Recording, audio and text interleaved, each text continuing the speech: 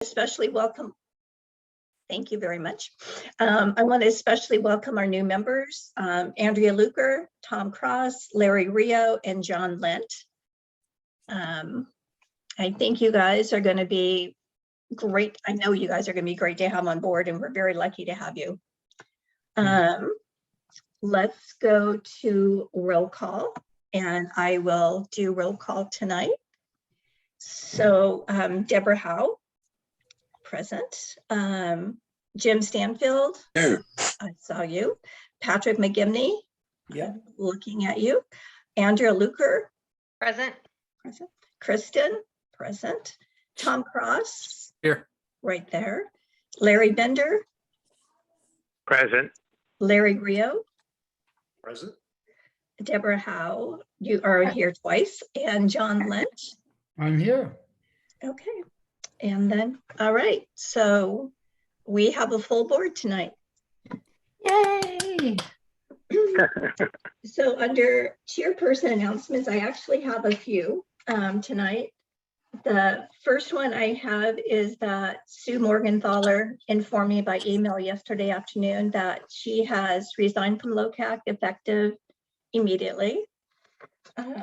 She will definitely be missed. She was one of the hardest workers we've ever had on the board, and I'm very sorry to see her go.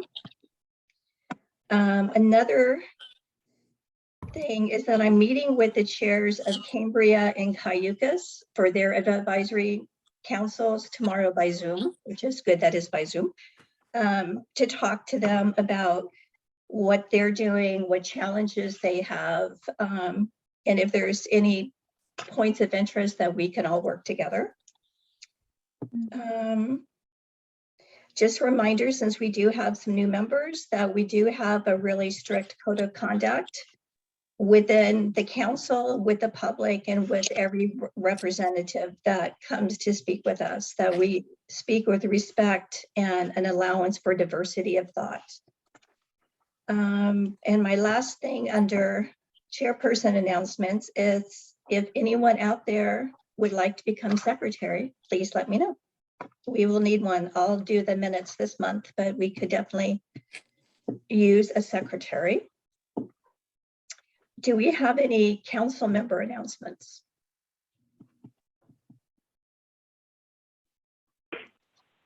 I just wanted to say, Trish needs some kind of letter to Sue. Like you say, she's been a real hardworking member of the committee. She has. Acknowledge her contribution over the years. She's been a forward one, I'll tell you. Yeah, she really has been. I will see what I can do. Thank you. Good idea, Jim. Okay. If there's no other council member announcements, let's jump down to county and local reports.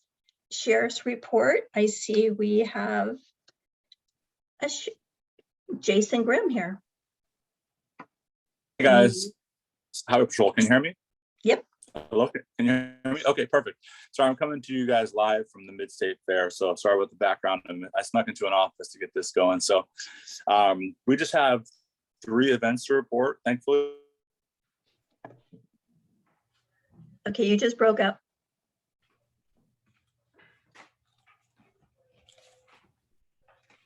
Hear me now? Hello? Okay, now I can. Any better? Yes, now it's great. Hello? Yes. I'm sorry, guys. I have You're on. a bad signal here. You have to bear with me. If it keeps having problems, I'll just hang up and Try call taking in. your I'll screen better on the off. phone, okay? You might be able to. I just we got might be 3 able items, to so I'll try to be real quick. process it. Okay. Okay, let me try that. Okay, is that any better with the screen off? Yes, it is. Can you hear me now?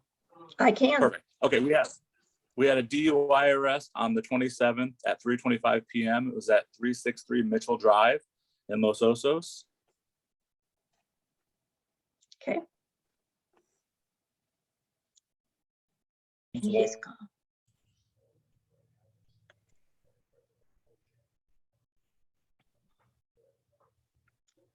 I think we lost him. I think we have One on the lost them. 3rd. They were both minor injury. 10. I lose you again. Call in. If you can hear me, I'll try to call in. I'm going to hang up and call in. Hang Okay. Okay. tight one.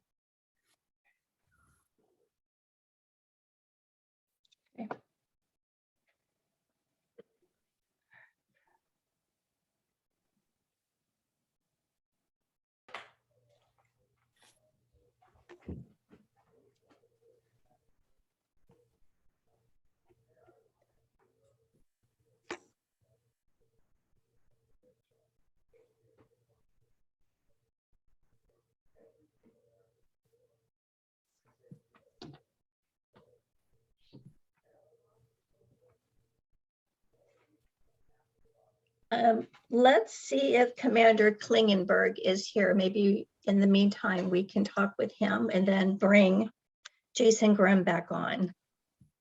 I have not seen Commander Klingenberg tonight.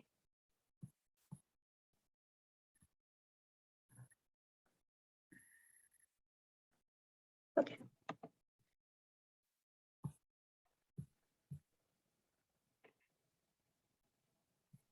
All right.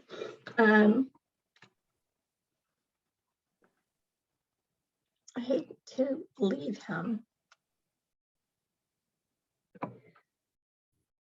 There he is.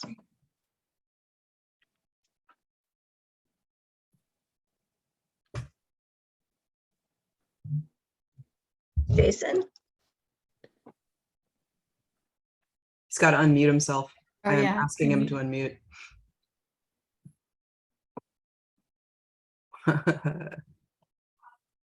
It's funny that you can't force it. Well, I mean, I can see why you wouldn't want to force someone to be unmuted. Oh, there we go. There we go. I can too, but it's hard. Yeah. Okay. Can you guys hear me? You can hear me now? Okay, now we Yes. can. Excellent. Up and running. Okay, sorry about the technical difficulties. Okay, we just had 3 incidents to report, so I will be quick. On the 27th at 3:25 p.m., we had a DUI arrest, 363 Mitchell Drive. Then we had 2 traffic collisions that were both non-injury and very minor. The first was on the 3rd, and it was at 11 and Los Osos, or LOBR at South Bay. It was a 2 vehicle, and like I said, no injuries. And then the second was on the 30th. It was at Minnepomo Avenue at 11th Street, and that one was at 3:50 p.m. Again, 2 vehicles, non-injury, thankfully.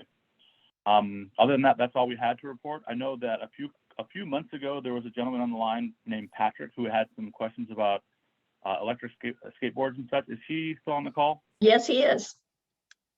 Okay, Patrick, in the chat, I added my cell phone number. Patrick, are you listening? Yeah, yes, I can hear you. Perfect. I got 4 pages of notes on helmets and scooters and all that jazz.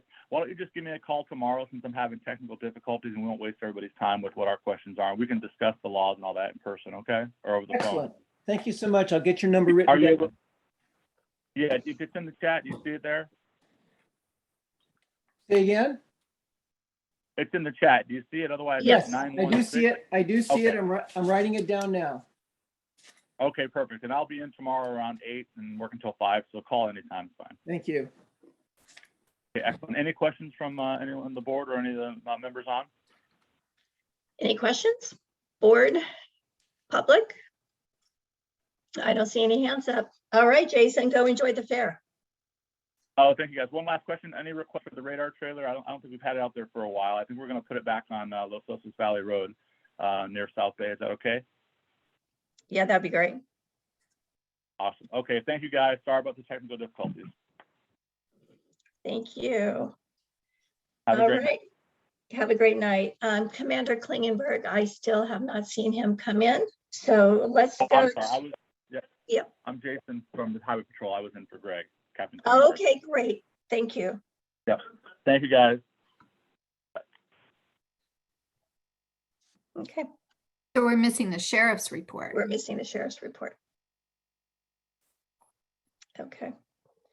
All right. County staff report, Blaine Reilly, the SLO County Director of Sustainable Water. Well, good evening. Thank you for inviting me to share with the group. This will be the first time that I've been here, so I thought what I would do is just introduce myself, explain a little bit about what my role is with the county, and then open it up if you have any questions or things that you would like me to comment on. So, yeah, my name is Blaine Reilly. I'm the Director of Groundwater Sustainability for the County of San Luis Obispo. That position is a relatively new position. The department was formed last year, 2021, and I took the position of director in November of 2021. So, been in the position about 8 months. As I said, it's a new department. It was kind of a carve out from a role that that the Public Works Department was handling before. And my responsibility is to serve as the county's representative in what we call our managed groundwater basins. And those are our Sigma basins and our adjudicated basins within the county. So obviously that includes the Los Osos Basin, as well as part of the Santa Maria Basin that falls within the county. And then our Sigma basins, which include the Paso Robles Basin, the Atascadero Subbasin, the Slow Edna Valley Basin, and the our part of the Cuyama Basin. Public Works maintained responsibility as the county's representative in the Arroyo Grande Basin, and then any areas that are outside of the managed basins. So areas like the Adelaide, west of the city of Paso Robles, and other areas like that. So we've sort of split responsibilities. Yeah, so that's been my role. It's primarily a role of coordinating, serving as the county's representative and coordinating from the county's perspective, groundwater management activities within those basins. In the Los Osos Basin, I've been introduced to and have been working with the Basin Management Committee and Basin Management Committee party staff over the past few months. And really just getting kind of up to speed with each of the basins, but especially tonight, the Los Osos Basin. So I have a preliminary familiarity with the conditions in the Los Osos Basin, but certainly I'm not completely up to speed. With that, I'd stop. That's kind of who I am and what my role is. And then I'd be happy to answer any questions that any of you may have. Deborah? First, Blaine, I want to thank you very, very much for coming this evening. I've appreciated our conversations. And one thing that I thought would be very helpful for our group is to understand Sigma and why we're not a part of Sigma and what that means for our basin, because I think that's it's one of the things that's discussed quite a bit in the Basin Management Committee meetings, and I don't think people really generally understand that. So if you could help us out with that, it would be great. Sure. So Sigma, I'm sure you're all probably aware, but Sigma is the Sustainable Groundwater Management Act that was passed a few years ago. I think it was I might not have the date exactly right, but I think it was around 2015. So when that law was put in place, the Los Osos Basin was just in the very final stages of completing the adjudication process.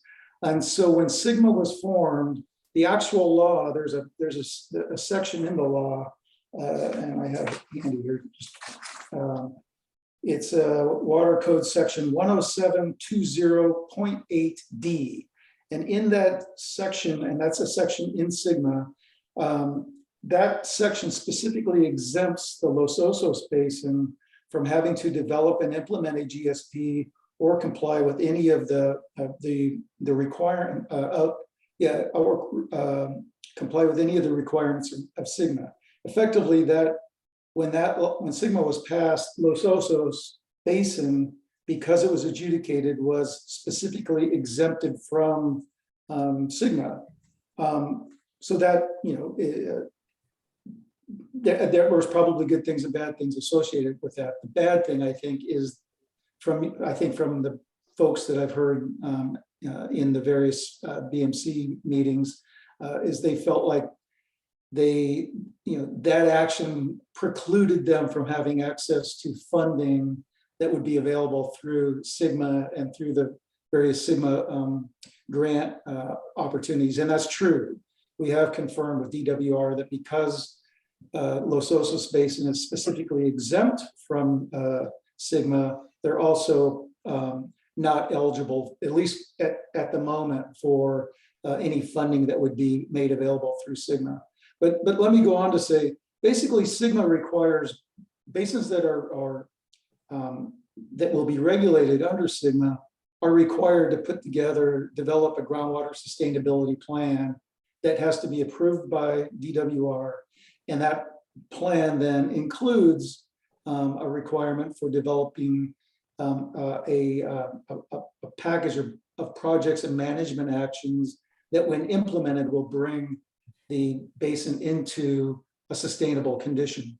And effectively, that's what the adjudication process and the basin management plan resulted in anyway, is that there is a plan in place that, when implemented, is intended to bring the basin into a sustainable condition. So you're actually, from my perspective, ahead of the other basins in the county that are regulated under SGMA, because those basins, some of those have plans now, just barely actually, recently submitted, and now we're in the process of starting the implementation of those plans in those basins, whereas Los Osos, from my perspective, is already ahead of the game with regard to implementation. So. Thank you. Any other questions? I see Patrick. Yes. Thank you very much for your information. Dealing with SGMA, though, also, being that we are an adjudicated basin, we don't really have any oversight like we would if we were under SGMA. And also some of the authorities that we lack, such as possibly getting all of the private wells, including ag wells, metered. We can't really do that very easily. So if the BMC wanted somehow to get back into SGMA, what would they have to do? And if this is a legal question and something that you're not really sure of, that's fine. But if you have any information you could pass on, would be helpful. I'm going to have to punt on this one. It is a legal question. And I don't know what specifically that process would entail, but I would imagine, it would have to start at the court and go back to the court and ask the court. And again, this is not a legal opinion. This is just right. Gotcha. My perspective. The court would have to somehow disallow the adjudication and allow you then to go back through the SGMA process. Right. In our basin plan, couldn't that become a GSP or part of it? It certainly could. I mean, it certainly would be. It would be what I would say would be the framework for a GSP. Absolutely. Right. And as far as a GSA goes, wouldn't that be probably the purveyors, the BMC, the way it is now, with maybe other stakeholders involved with it also? That would be up to how the GSA was formed in other basins. For instance, the Paso Robles groundwater basin. There are actually four GSAs that overlie that basin, including the two purveyors, the city of Paso Robles, San Miguel Community Services District, and then there's an agricultural water district, the Shannon San Juan Water District, and then the areas that are not covered by those GSAs is considered the white area, and that by default then becomes the responsibility or the purview of the county GSA. Okay. So Kristen has asked about what a GSA and a GSP is. A GSA is just the Groundwater Sustainable Agency, and GSP is the Groundwater Sustainable Plan. So GSA, GSP. Correct. Thank you, Blaine. I appreciate it. Absolutely. So, Go ahead, Deborah. no, Larry. Larry. Oh, yeah. Blaine, I just wondering, how does the county consider the Los Osos Basin? Like fair, good, terrible? With regard to the groundwater, condition of groundwater of the groundwater basin? Yeah, the sustainability of, and I know you're new. I've been following this for a long time, but you've only been here a few 9 months or something, but the county has a view that they're talking with the Coast Commission now about how the basin is. Well, I think, I mean, what we rely on are the information that is generated through the annual reports and the investigations that are performed.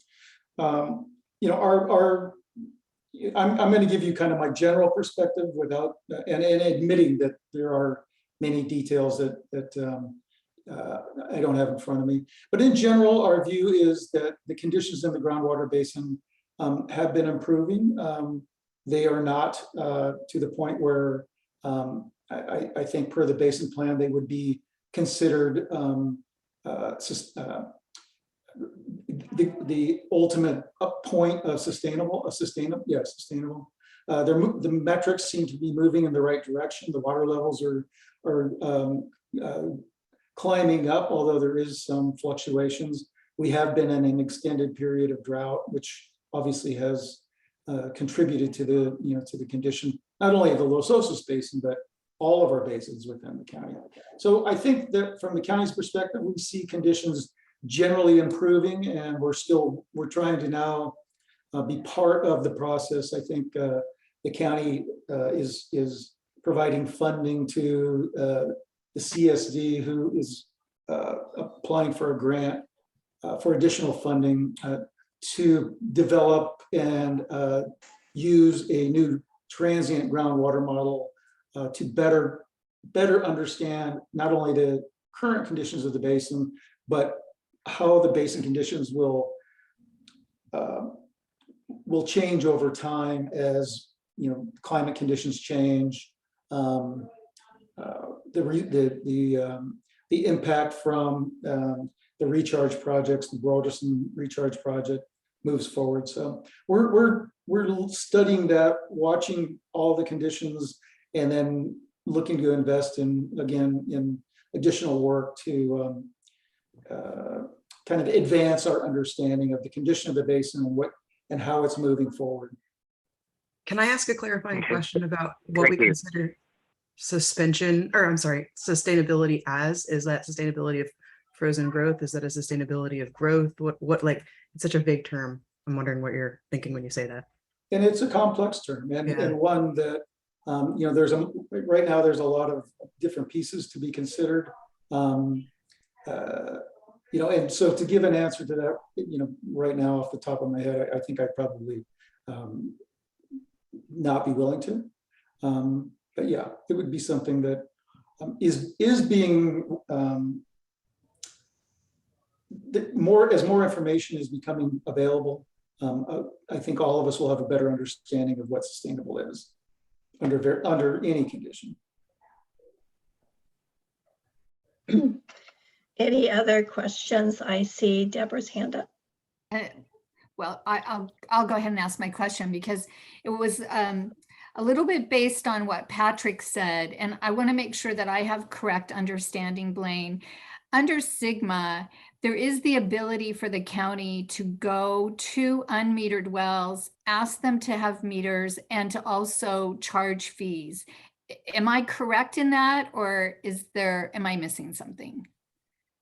No, under Sigma, so in a Sigma basin, or a basin, groundwater basin that is subject to regulation under Sigma, the GSA has the authority to require a form of groundwater measurement extraction, groundwater extraction measurement that can be, it's being done in different ways throughout the state. That could be through physical metering of wells. It can be done through utilizing satellite-based evapotranspiration data as a proxy for consumptive groundwater use. So there are ways. Sigma allows for the implementation and the requirement of groundwater extraction measurement. It isn't specific as far as exactly how to do that. It gives the GSA's flexibility, and Sigma also gives a GSA the opportunity and the authority to charge for groundwater extraction. And because we're adjudicated, which means we have a judgment and we're separated from Sigma, we don't have the ability to do that. The Basin Management Committee, the county does not have that authority to go out and, or do they? Maybe they do, and I'm just not aware of it. And again, that's a legal question because you're not because Los Osos Basin is not a Sigma regulated basin. We don't have, because there's no GSA, we have no powers that a GSA is empowered with under Sigma. As far as does the Basin Management Committee or or the county have the authority? That's a question I would have to defer to our county council. I don't know the answer to that. Could you look into that, Blaine, and see what's really involved with getting monitoring of the wells? Sure. So you would, just to clarify, you would like me, because I'd be happy to, and report back to request to county council, does the county have authority to require metering or groundwater measurement extraction? And does the county have authority to charge groundwater extraction fees? Is that the question you would like me to get answered? Yes. Yeah, I'd be happy to. Thank you. Mhm. I see any other council questions before I turn it to the public. All right, Lisa Danker. Yes, good evening. I just have a question. You had said that you are working with people studying our basin. So I wanted to know, is this a team of people? Is there a hydrogeologist in your team? And also, are you also consulting on the Los Osos community plan? Thank you. So the team that I referred to is really, I probably just should have been clear. It's the Basin Management Committee committee members and party staff, and they, the BMC does have a hydrogeologist that has been retained to a Cleeth Harris geologist that has been retained to provide them technical support. So that would be the quote unquote team that I referred to. Within the county, besides myself, we do collaborate with, and I know planning, I think Corey Hahn's going to be on next to report. We do, my department does coordinate with planning and building, just to provide technical support from the groundwater perspective. All right, thank you. Thank you very much. Mhm. Any other public comments? Raise your hand. Lindy, you're going to need to Mute. Yep. I did. Thank you. Okay. Thank you, Blaine, for trying to describe the complications. At BMC today, when they showed the chart that really shows what the dream over the years of implementing all the programs to change the pumping, et cetera, it shows a very rosy picture of going off into into the next century almost. But when I asked, it clearly says that under what they're looking at, which shows that our chlorides and our water go up and down without much knowledge of why, but there's no expectation of them to be balanced to the degree that I would say our basin is sustainable until 2030. That's 8 years away. So I believe that the concern that a lot of us have is that if we were to go ahead and do development now, that number is going to drop. We with no change, we're seeing it fluctuate all over the place, and it's not even dreamed of being sustainable until 2030. So is that what you got out of that graph? Well, that's a graph that I don't know how many people were on that call today, but or in that meeting. That graph is I understand it, and this is based on my understanding of from discussions with the BMC party staff and including the Cleith Harris geologist. So that graph represents the historical measurements on I think it's either a biannual or an annual basis of groundwater levels in representative wells, and then chloride concentrations in representative wells. The usefulness of that, at least from my perspective, is to look at the trends. And yes, there are ups and downs year to year, but the general trends are suggest that the groundwater levels in the basin are climbing, and that the chloride concentrations are generally declining. Although there is a lot of variability, I agree with that. But that seems to be, at least based on the data that's available, seems to be the trends.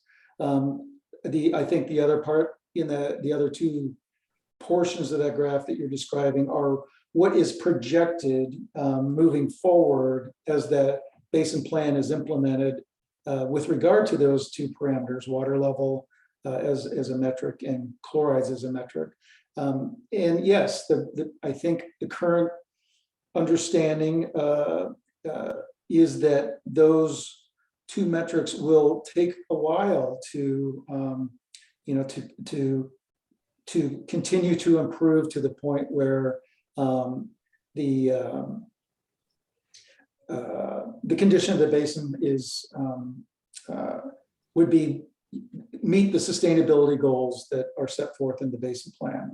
That's my understanding of the graph that you were discussing.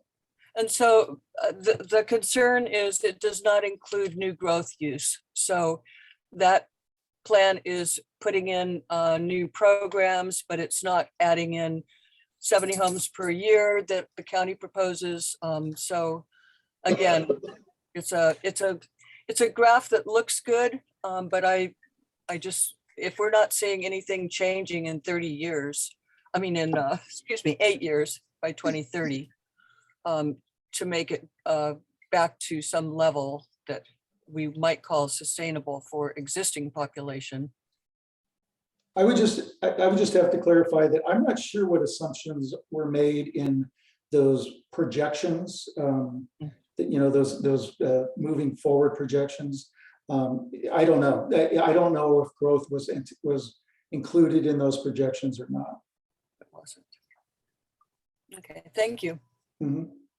Okay, last question from Patrick. Yeah, Blaine, are you familiar with Cleith Harris's group? But Spencer Harris did this. Their technical memo, March 3rd, 2017.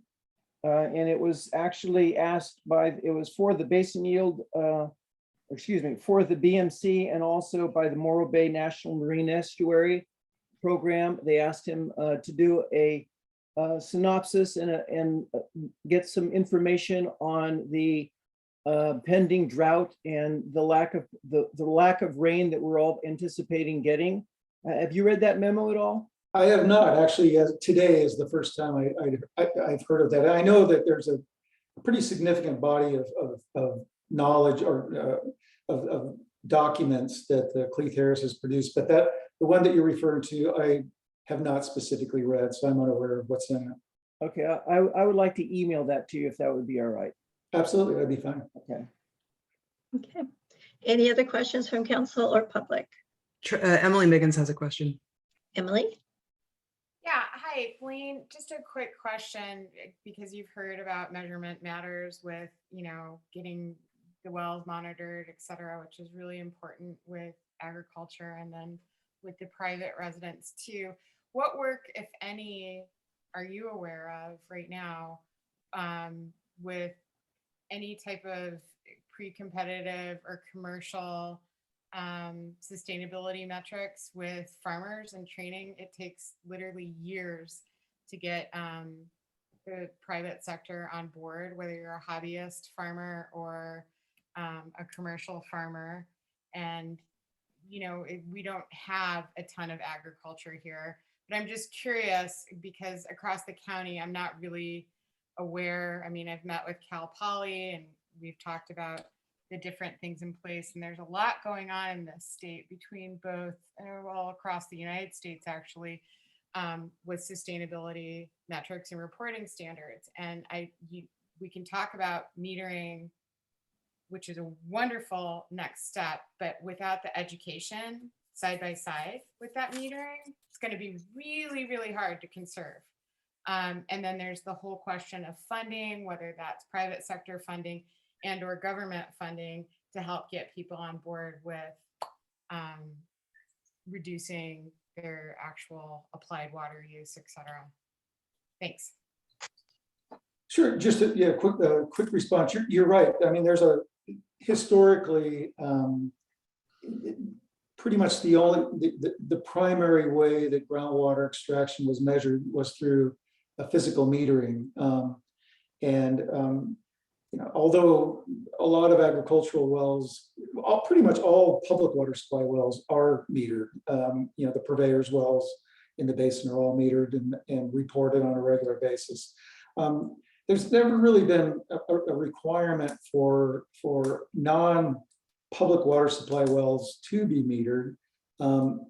It turns out, at least in my experience, that a lot of agricultural operations, farmers do have install meters on their wells, because in most cases, farmers are pretty good, excellent stewards of their land. So they tend to try to implement best management practices. They try to manage their groundwater use. But with those wells metered, that information isn't made available beyond the limits of the farm. So as we look in other basins, and we're looking at this right now in the Paso Basin,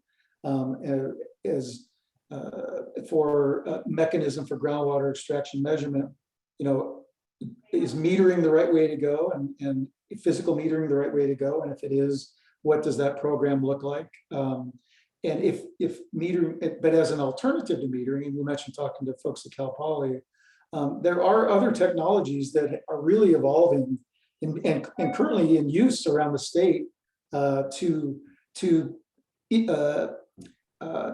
indirectly measure groundwater extraction, and that's using the satellite-based measurements of evapotranspiration. It's being done quite successfully in some basins in the Central Valley and the San Joaquin Valley. It's something that we're looking at right now in the Paso Basin and the Slow Edna Valley Basin. And it's something that we started a dialogue with the Basin Management Committee staff to possibly look at that as a potential mechanism or method of measuring or estimating groundwater extraction for the agricultural properties in the Los Osos Basin. So there are discussions underway, and we'll see where they go and see if it makes sense. I see Larry Rayo's hand up. Thank you. Just a quick question, Blaine. What more on your background? What are you a hydrogeologist, or and also your department? How big is your department? How many people are actually working in your department, or are you the department? Well, I'll start with background. So my background is in civil engineering and hydrology. I have a bachelor's and master's in civil engineering and a PhD in civil engineering and hydrology. I've been practicing primarily in the private sector as a consultant for a little over 40 years. I've had some public sector experience. I served as a public works director for a relatively short period of my career, but primarily as a consultant. So how big is my department? You're looking at it. I'm a department of one. The idea when the Board of Supervisors decided to create this department or form this department was that it would be a hybrid for the county. I think there may be one other department that has a similar structure, but they've given me flexibility to use independent consultants and contractors to essentially perform all the duties that that my department has responsibility for. So because of that, it's taken a little while to kind of start up. It's like starting up a small business within, a public agency. But it seems to, I feel like we've got our legs up underneath us now, and I think we're moving along pretty well. We're building a team of very qualified consultants with a lot of diverse expertise and experience. Are you going to be posted on your webpage? You're going to have a like to show progress or anything going on the county website? Or are you going to, so that we can check in on what's happening in your department? Yeah, you make a good point. So the county, my departmental website we had to create, and it took a while to kind of build that. And we essentially ported over the groundwater pieces of the Public Works website and created the groundwater sustainability departmental website. So that looks a lot like the way Public Works had structured and organized it. What I'd like to do over the next, I'm not sure how long it's going to take, is kind of redesign that so that it is hopefully much more not only user friendly, but sort of a little bit more information dense. So that's a goal. Make it so that you can bring up the county that that basin's part, Los Osos basin's part of the website, and kind of really see in a real-time basis what's going on with the basin. Okay, that's the goal. Thank you. Thank you, Blaine, very much. We really appreciate your time and answering all of our various questions. I appreciate that. Let's go to county staff report. Corey Hahn, please.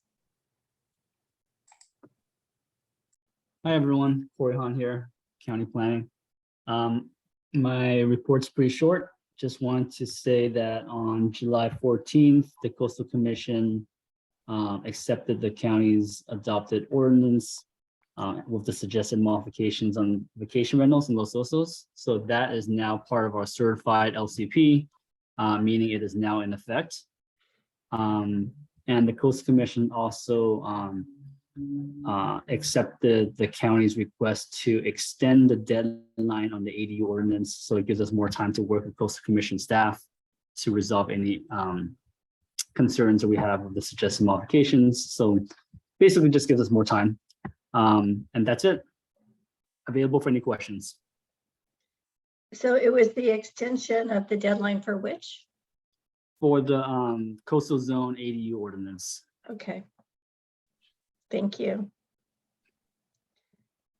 Any questions from council? I did send out all of the projects. Larry? Yeah, Corey. So you said the Coastal Commission worked with the county planning.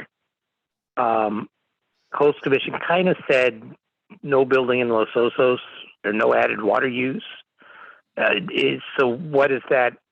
What is the answer from the county, or what did they work out, or did they, or is it still extended? Are you asked, just to want to clarify the question, is it in regards specific to ADUs, or are we talking about generally? Generally, the last letter I saw from the Coastal Commission, they really frowned on added water use to our basin. Yeah, so there was a response on the county's website. I'm not sure if that was seen by the council, but we don't entirely agree with all of the statements made by Coastal Commission staff.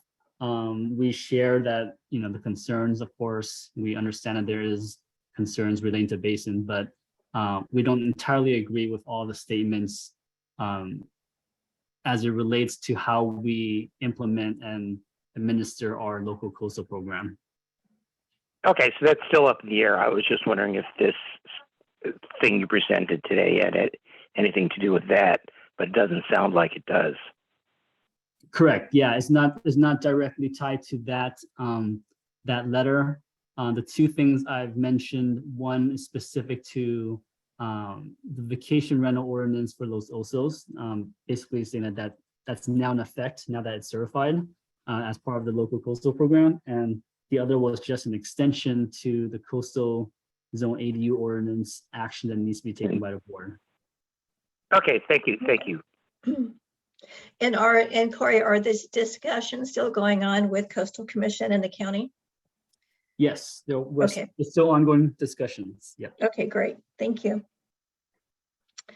Any other questions for Corey? Lisa D. Yes, hi, Corey. Maybe I misunderstood, but you said that the discussions with Coastal Commission, that there are different views on interpreting the LCP and applying that to our community plan. Is that what you just said a few seconds ago? So the letter that Larry was mentioning was a letter that touched on many different subjects that made Yes. certain statements on what can or cannot be done in Los Osos as it relates to development. The LCP, the county's local coastal program, is essentially a certified plan or program on how development should play out in the county. Mhm. The county administers that, so it's our responsibility to abide by those regulations and implement those regulations. So there isn't, how the county implements it hasn't changed based on that letter, because we believe that we are operating within what it's indicated and required in the LCP. So what I was referring to was that we haven't changed our practice, because we stand by how we've always been implementing it. Okay, so you're talking about permitting. Correct. Okay. Is there anything you can share about where the county is with the Coastal Commission on our community plan? That's still, discussions are still ongoing. There hasn't been any new resolutions or any new significant progress to share yet at this point. Okay, thank you. Okay, any other, Patrick, you have your hand up? Yeah, thank you very much. Corey, in the LCP, there's two provisions that require sustainable water, proven sustainable water for any other permits to be approved. So those are in the LCP. Why then would the county think that they can approve permits or process other permits? Do they feel that the Los Osos Basin is sustainable at this point? Are you speaking in regards to developing on undeveloped properties or on developed properties? I believe it has to do with just more development. Further So development. the county requires will serve letters, basically to that serves as evidence that there's adequate water supply for that development. As it relates to undeveloped properties, we aren't allowing for additional developments outside inside the sewer service area. Right. But we're talking about just over the water basin in general. The LCP requires a sustainable water supply for more development. If you would like to send me what you're looking at specifically, I mean, it's hard to say without looking at the exact code section. I will definitely send you the two provisions on there. I think I already had, but I will resend them to you again. Sure. Yeah. If you want to send me that question, I'd be more than happy to take a look at that and provide you with the response to that. All right. Thank you very much, Corey. I appreciate it. No problem. Okay, Corey, thank you so much for your time tonight. We really appreciate it. Thank you. Let's go to Supervisor Bruce Gibson, please. This is Blake. I'll be speaking on behalf of the supervisor this evening. Blake. Hi. Well, good evening, everybody. Blake Fixer from Supervisor Gibson's office. He was unable to join tonight. So just a couple of comments. First of all, I did want to mention, I don't think it had been brought up yet, but I did want to say that give you guys some kudos on your website layout and some recent upgrades to that. It's been easy to find things. It's been loading fast. I haven't had any issues, so good work on that. I'm also glad to hear that Locac is working with the other advisory councils in the area. I think that's a really good idea. I think that, you know, we often get the advisory councils kind of in a siloed thing. And we used to have, you know, in the pre-COVID days, a couple of instances throughout the year where we would get all the advisory councils or representatives from each together in San Luis to discuss issues in common. But I appreciate your independently seeking out that kind of connectivity. So on to some things specific to Los Osos. I also, Corey had mentioned it, but the fact that the vacation rental had been passed by the Coastal Commission is now in effect is a really big deal. That's years and years of hard work and heavy lifting by Locac. Of course, you know, county and county staff as well, but I can't say that that would have happened in any way without the hard work of a lot of the members of your community. So congratulations on that. Some recent actions by the board that I wanted to mention, there had been some discussion of implementing a rural camping ordinance, also known as the HIP camp ordinance. Think of that as the camping version of a vacation rental ordinance, how you would be a certain property owner would be allowed to have folks camping on their property.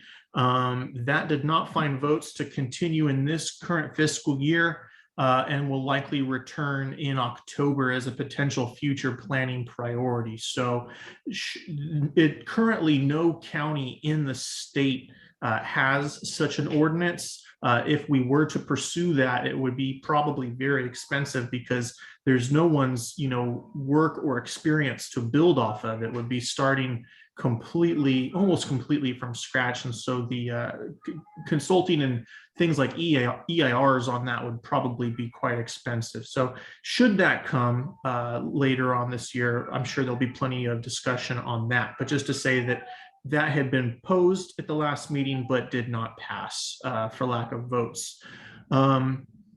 I know of interest to your council, we haven't spoken on it in a while, but at our upcoming meeting on August 9th, we have about 2 hours set aside for an update and direction on homelessness within the county.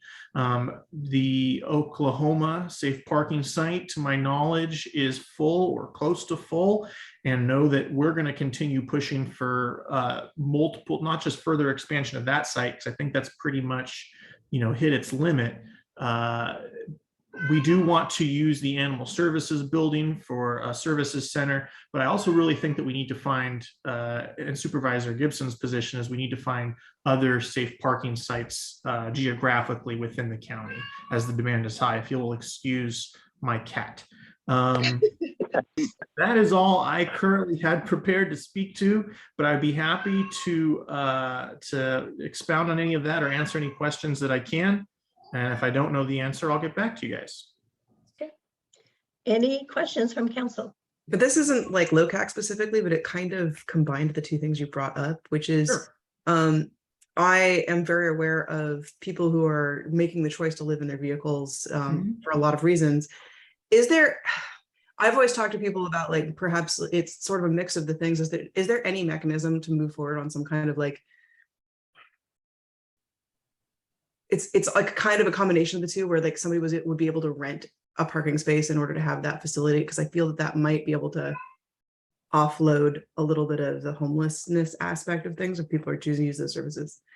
And I just don't know if I should bring it up there or if I should bring it up the county or anything, or if you even understand what I'm talking about. But are you speaking of like a public space? I mean, I've actually like talked to people who are developers who have land, and we've talked about like, you know, how there's this tiny house movement. I've been like, what if there was some kind of like, instead of a mobile home park, it was like a van park and they had communal spaces and stuff like that. There's no mechanism to develop that right now.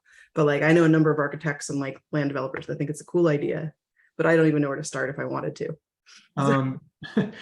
From my perspectives, I think that the county would be open to it. I don't know if anyone's come forward to Okay. that. That there had been the proposal for what was called Hope's Village, which was like a tiny home village. And basically what we would want to see from the county perspective to issue a permit is that what was happening on that site was humanitarian and safe. That it wasn't just, an out of sight, out of mind place that was, unsafe for the people who were there. So there would have probably, and I wouldn't know them off the top of my head for tonight's meeting, but there would certainly be, health and safety concerns to make something like that happen. But I wouldn't see that being an impossible hurdle to clear. Thank you. Appreciate it. Yeah. Any other questions for Lindy? Yep. Okay. Blake, I had a question that hasn't been brought up for a while, but I know that People Helping People has gotten enough money to purchase a mobile shower unit, and we keep getting stuck because you have a utility yard on 10th Street next to Kuma Restaurant. It basically stores one county vehicle. It has not been used for years, since maybe 7 or 8 years. And there have been requests to be able to get our, we can't purchase a shower unit if we don't have that location. Sure. There is no other location. And have you, are we going to ever get a chance to use that for homeless services of any kind? Currently, it's an overflow for Kuma's restaurant. Yeah. So that's really nice, but it's an unused, and any vehicle storage could be done at the sewer plant. You've got, lots of room out there.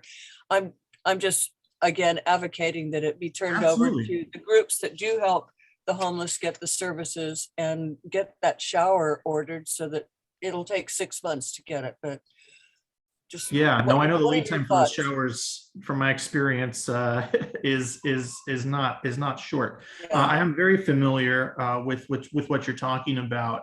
Last I had heard of it is this had been a public works agreement, and they were on board with People Helping People, and that an MOU or memorandum of understanding was prepared. I believe that both parties were pretty happy with what was in that MOU, but it had never been executed. So that's, to my part of the knowledge, problem, Blake, if I could jump in, I was kind of a part of that meeting with Richard, but I think the opening of the Oklahoma site moved a lot of people out of the area. The feeling was that maybe there wasn't that much of a need for it. That's kind of where it died, I think. That's about the time that I remember the conversation kind of dropping off. But my perspective is that, Public Works would still be amenable to hosting that program at that site, even if it was a lesser use than previously anticipated. I think part of it was they would not let us put it in the gated yard, which means it could sit out for vandalism, unfortunately. Yeah. And then the other issue was we have like up to 17 vehicles now parked on Palisades in the evening. So the need for those showers is back. Certainly. And Yeah. I wish that could be brought back up for some kind of action. It would be good to turn it over to the services that are needed in one location. Thank you. Absolutely. Thank you. Okay, any other questions for Blake? Any questions from the public? All right, Blake, thank you so much. I appreciate it. Go Pleasure. feed your kitty. Oh, he's just a loudmouth. All right, do we have a CSD report tonight? You do have a CSD report tonight. This is Chuck Sassini. Hi, Chuck. Hi. Let's see. I'll start with the Public Works infrastructure updates. That's always a fun, easy thing to start with. If you live on 16th Street, there's been a lot of work going on the water storage tank up there, the south tank at least. The good news is the south tank is just about finished. The bad news is the north tank needs the same sort of treatment. So we're going to be starting on that. Hopefully that permit will come in within the week. And so there's going to be more disturbance on 16th Street again. We appreciate the neighbors and everyone who puts up with the work that's required to keep infrastructure updated. The storage tanks are obviously a critical part of our infrastructure, is as important as the wells. And speaking of wells, the Program C well, our new basin plan well, Bay Ridge, there above the Van Buren buildings.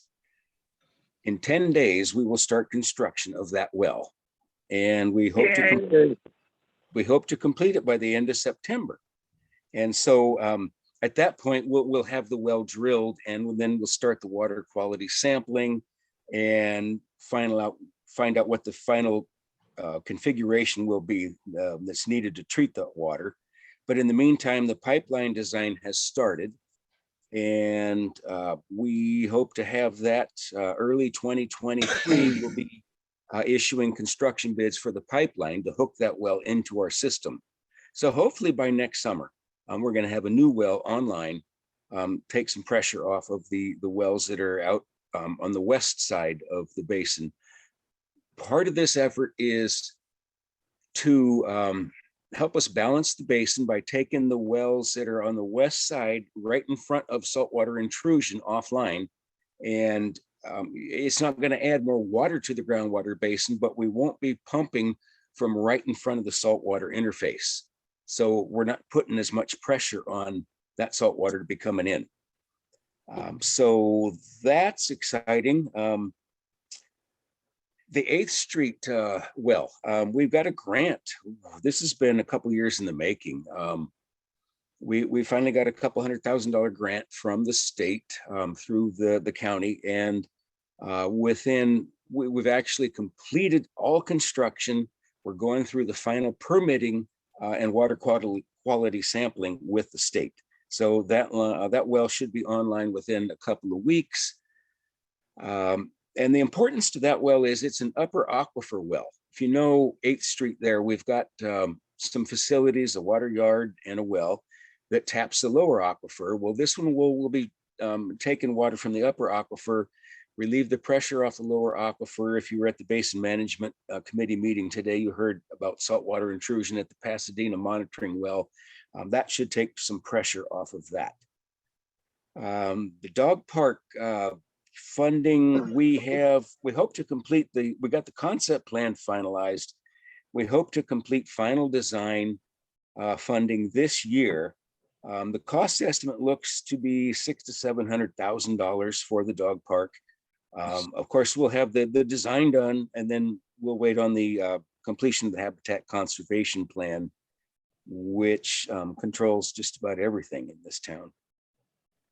Fire department, we have a new operational fire engine. It's finally been put into service. There should be an open house coming up soon to kind of launch that puppy. And I'm just so happy and proud to say that a $750,000 piece of equipment, new fire truck, and we paid cash for it. That's pretty good. Let's see. The Save the Cuesta Inlet group will be coming to our next Parks and Recreation Committee meeting, or at least soon. Anyway, I hope most of you probably aware of that effort to preserve Cuesta Inlet. It's up for sale. You might not understand that is private property. There's an effort on to do something about that. So our next Park and Recreation Committee meeting should have more information about that. And it is filing period for the CSD directors positions. Anyone that wants to run. We have 3 positions that will be open for election this fall. August 12th is your final filing date. So if you're interested in being a part of the Community Services District, you need to get down to the county by August 12th. And I think that's what I have in terms of the CSD activities. I know that there's been a lot of communication and talk about the Tribune article last week and water issues. And I know that you have a water committee coming up later on tonight. I don't know where you want me to address water issues and that article that was in the paper, Plan B, that kind of thing. Should I save it for later? Do you want to talk about it now? Deborah?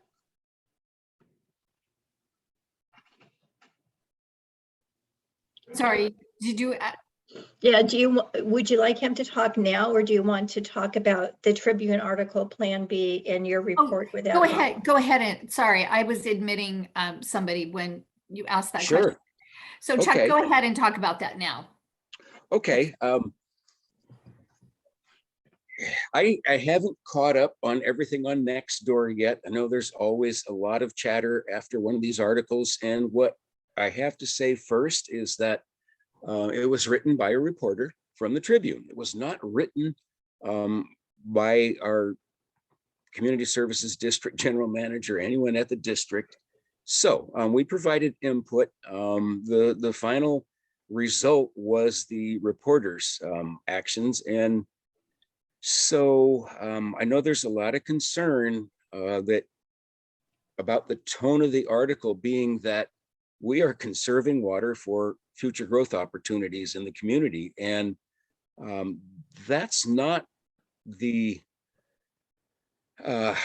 driving force behind any of the basin management activities. The number one goal here is to stabilize this basin and to ensure its sustainability for the current population. There's nothing that's changed about those goals in the basin management plan. Any Plan B would be to support Plan A, insurance, as it would be. The goal here is to have a basin that supports the people that live here. There's a lot of comments. There's a lot of things are in flux right now. And I think if you did tune into the Basin Management Committee meeting today, Becky McFarland had one of the easiest ways to understand where we're at. And that is that, yes, the reports seem to indicate that although we're bouncing around, maybe trends are trending up, but very slightly. As Lindy mentioned earlier, it's still 2030, 2032. Those were always the targets in the basin plan for meeting the criteria for a sustainable basin. So, new development, I don't think we're going to be expecting that before then. Additional development, that's a whole nother story, that people want to add bedrooms and that kind of thing. We did put out a paper a while back that created a little controversy about the level of those activities. And it turned out to be, there's not much going on in terms of additions right now. I don't know what that's going to be in the future. I don't know if it's a floodgate that, once approvals start happening, who knows where that's going to be. I guess all I would want to caution is that we are accomplishing basin management commitments. The infrastructure is in place. The transducers, we're doing everything that we can do to provide a better picture of this basin. There's a new monitoring well that we're talking about to replace the controversial Rosina well. The estimated sustainable yield was recently lowered, basically in response to comments from the sustainability group, and based on good questions, because we're not seeing the rainfall that had been anticipated when the criteria were set and the basin plan was drafted. So there's just a lot going on right now. And in terms of that article, if we don't have a pipeline for insurance, then we don't have an opportunity to supplement the basin. And it was never the intent to go look for water to allow the community to grow. We want to, everybody knows that supplemental water, state water, whatever source you're looking at is probably not there when you really, really need it. It's there in the wet years. But if you're dependent on groundwater basin, that would help. In those wet years, you can bank that water, use that water and not your groundwater basin. So it's just insurance. But without a pipeline, we don't even have the opportunity to take advantage of those situations if they should arise. There's chatter about different communities around the area that have state water allotments that they can't afford. Those discussions are just starting. Who knows where they'll go? This is prudent planning. It's not an abandonment of Plan A, which is conserving, doing whatever it takes to create a sustainable water basin here. So with that, I'll take questions. Thank you. Any questions from council? I see Patrick, but I saw Deborah's hand up first. No. No? Oh, your hand's up. I'll work. Okay. Patrick. Thank you, Chuck. That was very nice. Do you have any idea when there might be some estimates on how much the pipeline would cost and who might pay for it? Would there be grants available for that? And when might that get started if it is something that we could do? Any information on that at all? That's a great question, Patrick, and I'm sorry I glossed right over that. No, we're looking at some cost estimates within a month or two. I mean, you can't even start dialogue without a cost estimate, and that'll be the easy part. So I hope within a month or two to have that cost estimate. There's been, fortunately, with all the fiber optic and all the recent work going on around here, a lot of the environmental work, the baselines have been established. It would take some money to update those documents and put out a specific project proposal. But no, that should be coming up soon, within the next couple of months, a cost estimate for that kind of thing. Thank you. And then as part of that, you heard today discussion at the Basin Management Committee about forming a joint powers agreement, that kind of thing. All of that is an exploration of a way to expand the number of people paying for the sustainability of the basin. We talked a lot about special parcel taxes and that kind of thing, which would extend to everyone in the groundwater basin, Cabrillo Estates, the private parcels, outside the prohibition zone.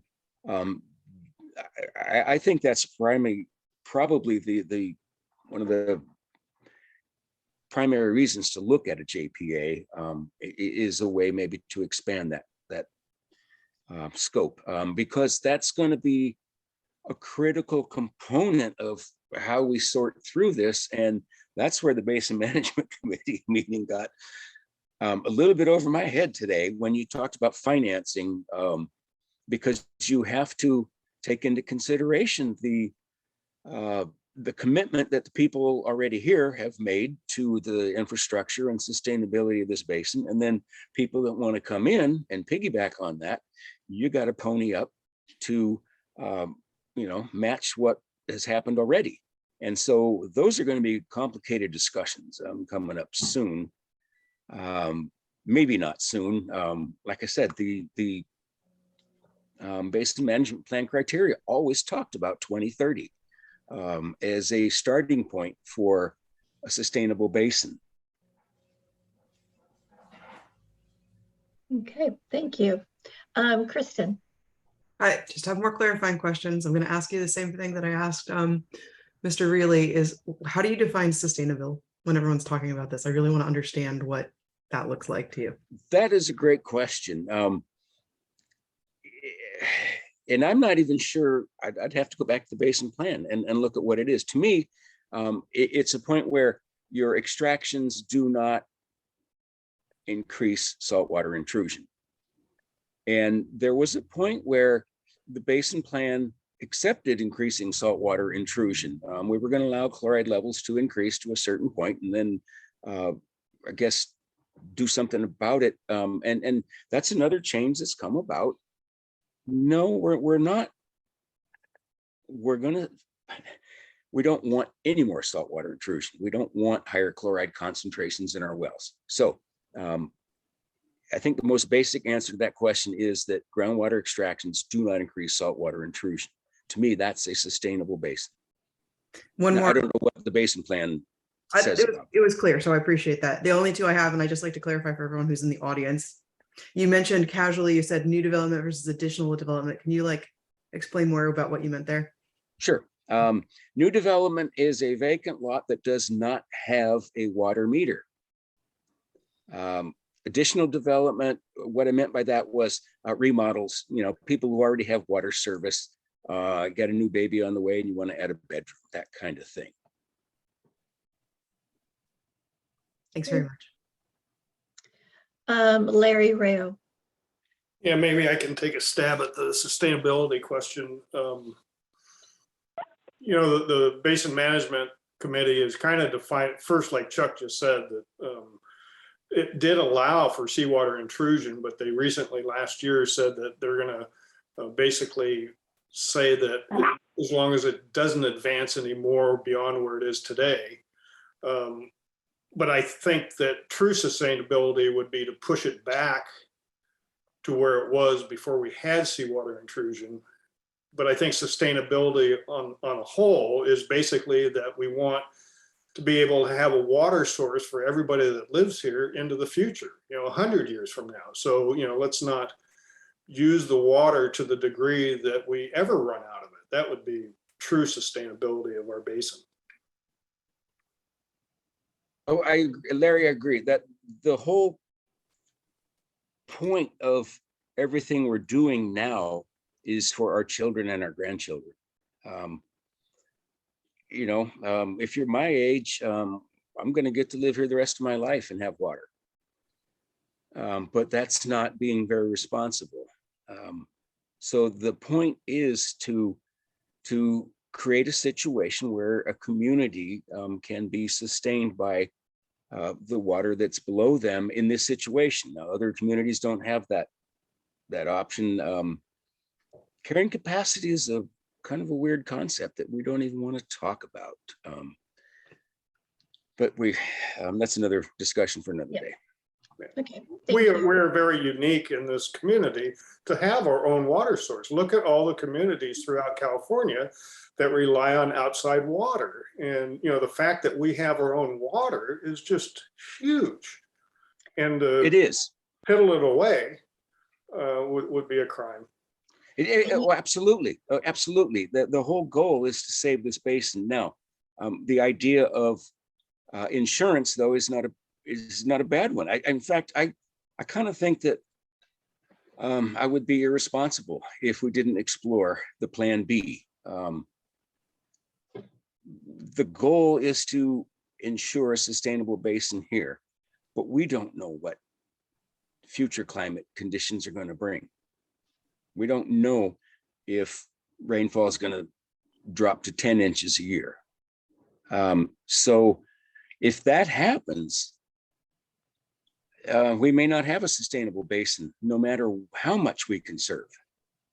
And so without that outside pipeline, we don't have an opportunity for options. And I really want to emphasize that 200 acre feet a year is not enough to do much of anything except supplement your basin in wet years. We're not looking for the tone of that article. It's just we're looking for water for growth, and nothing could be further from the truth. The community plan does talk about growth, and it was based on a higher estimated sustainable yield. We've lowered that sustainable yield, so I don't know how that's going to affect the community plan. That is all under negotiation right now, as you heard so much before. And I got to say, tip of the hat to Blaine. Thanks for stepping into the fire. Welcome to Los Osos. You know what? I know we have a couple more questions, but it is, 8:20 and all. Late. We have got to get through the rest of our report. If anyone has a question that they have to ask, please raise your hand. Larry Bender? Nope, that's just my cursor. Nope. Sorry, Larry. Okay. Thank you so much, Chuck. We will have you back. That was excellent. And we really Dialogue appreciate is beautiful. Thank you. Thanks, it. Chuck. Thank you. Chamber of Commerce report. Before we move on, I saw that Lindy had her hand up for like quite a while, and I just want to Lindy, recognize that. any burning question? I have to unmute. Okay, I've asked you to unmute.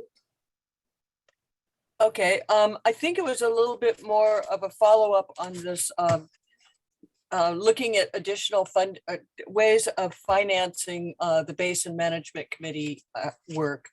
And what I asked and got the answer to that kind of shocked me, and I just am putting it out for general information, is that the CSD and Golden State both contribute 38% of the cost of the basin management, while the county contributes 20% and S&T Sunset Terrace does 4%.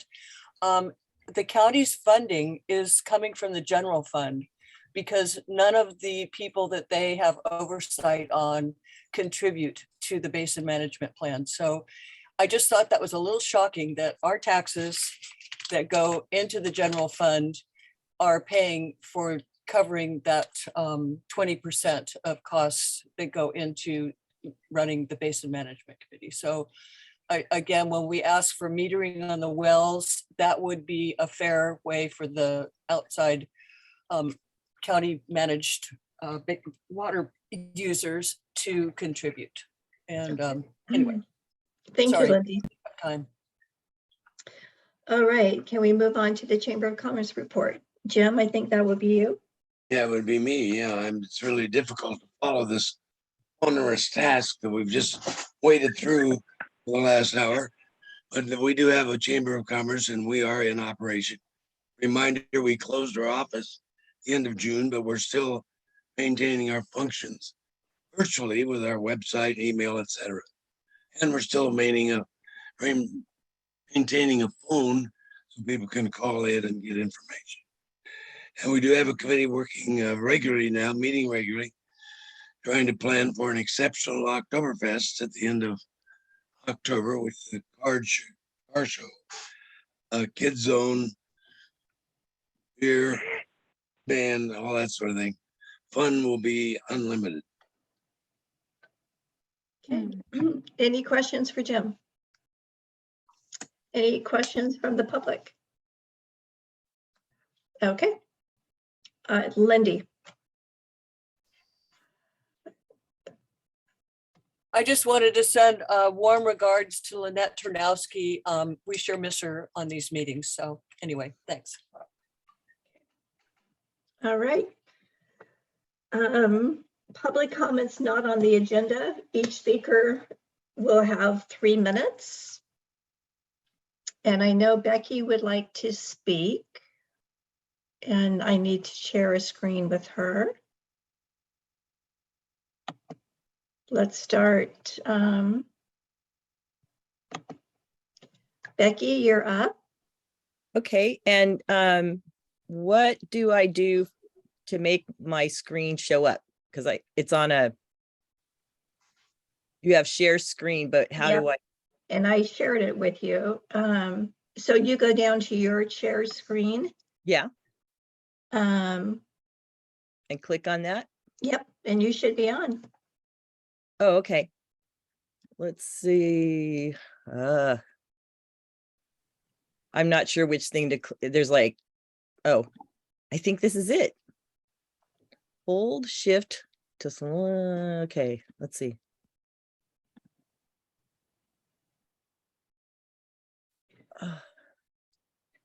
Don't worry, I won't do your 3 minutes until you. I'm sorry. I Becky, clicked at on the bottom of your screen, do you see where it says share screen in green? Yeah, and I did that and then it came Okay, up. so now are you looking at your computer screen with different windows? Well, system preferences came up. Let me try it again. Let me click out of that. I'll do share screen. And now there it says like desktop, whiteboard. Click on this, click on the slide that you want. The slides aren't on there. It just shows blank slides. Desktop. Do you have it loaded Desktop. on your desktop? Yeah, let's see. And then I did, it says allow Zoom to share your screen. So I say Right. open system. Okay. But, and I'm looking over on the side. And what is it that I would click on? It says like location, services, contacts. What am I looking for over I there? think you're looking at the Where- website and you're not in the window for Zoom. Like you need to be in the Zoom window and it'll bring up the different screens that you have open on your computer. And that's why Larry said desktop, because it would be your whole desktop. So you just got to now ignore Zoom and this whole window. Okay. And just click on the screen, slides that you want, like it's a regular computer, and it'll be highlighted in green and we'll all see it and we'll let you know when you see it. Does she need to have her video on? We're not. Maybe that's No. it. I don't think so. Jeez. Do you want? Sorry, I tried to download it, but it won't download for me. So Yeah, I I know. tried too. I know. And I was thinking, this is going to be my first time. Okay, let me go to me and put it on start video. Okay, there's me. Okay, we see you. That's good. Okay. Thank you for your patience. And then share screen. Yep. And it comes up and it says like desktop. Yep. Yeah. But it doesn't show any. just click on desktop and it should like Nothing highlight came- whatever screen you want. It looks like you're not clicking on it. This is really, man, I want to fix it for you. I know. See, I'm clicking on it says desktop and it's blue. And then it comes up allow Zoom to share your screen. That, yes. Yes. Yes. Okay, but it says open system preferences. And when I click that, all these icons come up. Oh, don't click that. Okay, I know. So there's not, it's not there. Let me see. Um, Can we so- move on and let me see if I can troubleshoot? Yes, please Okay. do. I think, Beck, you have to, the reason why it's doing system preferences is it wants permission to share. So, so you scroll down and you click it to green because you're on a Mac. You click it to green under Zoom. Yeah, there's no Zoom on there. I'm sorry. So anyway, just go on and we'll see if we can do something later. Okay, we will start with Eve. I will ask you to unmute. You've got 3 minutes. Okay, I hope you can hear me. I think this conversation is really a step forward for us. There are a lot of things that have come up that I've been looking forward to hearing more about and getting Locac more involved with. So, but here's my pitch that I wrote before I heard all of that. Locac must unapologetically advocate for the sustainability of the groundwater for the current residents of Los Osos. As a geography professor who taught land use planning, I understood that a drought or groundwater contamination affected communities differently. I learned that water flows uphill toward money. In 2022, there's a fierce competition for water between cities like Los Angeles, Santa Barbara, and Las Vegas. These are cities with massive tax bases to consider desalination plants, gray water recycling, and pipelines. Los Osos is not like these large cities. We have a very limited tax base. We have very limited resources. We are unincorporated San Luis Obispo County. We need to preserve our precious and limited groundwater resources for the people who are already relying upon it in Los Osos. Adding any additional residents or buildings diminishes the quality of life for the current population. Our vulnerability is so clear. Me and my neighbors in Morro Shores got a message from the state and from our water company that says we are in stage 2 of staged mandatory water conservation and rationing. We are already restricted to watering on 2 days a week and not during the day, and that we will be charged for not complying with the drought emergency regulations. Locac must recognize that drought conditions are intensifying. I think that it's not true that we don't know what's happening with our climate. I think we do know quite a bit, and must preserve the quality of life for Los Osos residents. As all the reports indicate, the saltwater intrusion and nitrate pollution rates might be slowing down, but the quality is still deteriorated, and we are in a severe situation that needs careful attention. Locac should direct its attention to measures that will give more assurance, still not guaranteed, that our groundwater is sustainable into the future. For example, all the residents should be required to be hooked up to the wastewater treatment plant to reduce the nitrates that are leaching into our wells, and all consumers should be metered and monitored. Any new building permits are irresponsible and jeopardize our ability to live in Los Osos. Thank you. Thank you. Okay, next is, it says Rick. Just want to let you know, I figured out how to do Becky's slides for her. Okay, we'll do Rick first and then we'll go to Becky. Okay, this is Lisa Wallander on Rick's computer.